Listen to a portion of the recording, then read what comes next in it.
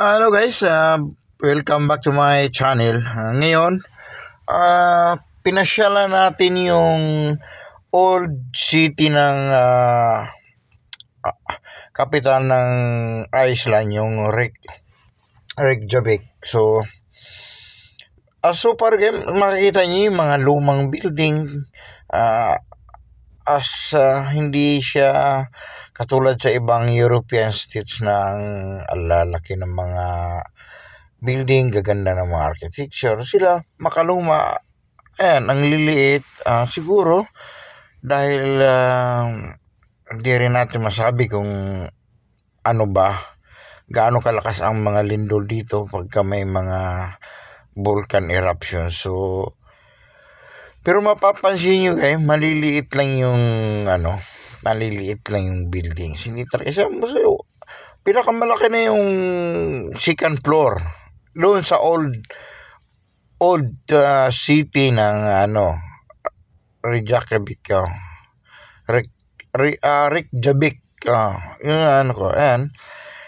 And then yung makita yung mga turista yan, papunta kasi kami doon sa may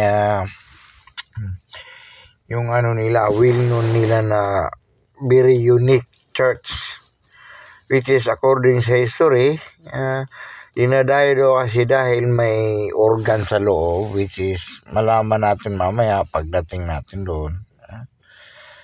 Tsaka kasama ko pala yung dalawang taga-dik na kaibigan ko, pareho kami yan, dumadaan-daan sa camera. Ayan, kung makita nyo guys, sabi ko, pinakamaano na yung building na second floor kasi ewan ko, basta yun nga, kasi nga ang Iceland is a volcanic state, so every now and then yung malaman may mga sumasabog na vulkan. Ito, may isa pa, ito si fireman, kasama ko din. Yan yung dalawa na yan. So yun, dito pa lang sa parting to makikita nyo na yung tuktok ng simbahan na dinadayo ng mga turista. So ayan guys,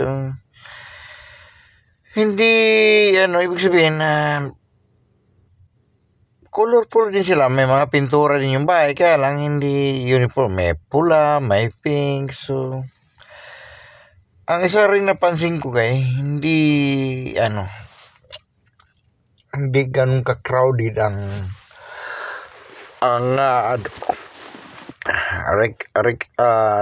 Reykjavik kasi tiyan mo alos wala, kung wala yung mga turista, tahimik talaga tong lugar na to guys. So panoorin nyo lang kasi maglalakad tayo, ayan, malapit tayo sa pupuntahan natin. So hope you enjoy guys. Basta masasabi ko sa inyo, ang Iceland is every now and then mayroong mga kunting pagyanig kasi nga volcanic siya, tapos may mga pagsabog na mayroon pa nga ditong live volcan. Di parang natin nung pagdating natin dito last month, na mas malayo lang kasi tinuro ng taxi driver na masabog pa rin siya. Basta live siya, live volcano, which is nagbubuga pa rin ng lava. So ulitin nyo guys, hope you enjoy watching.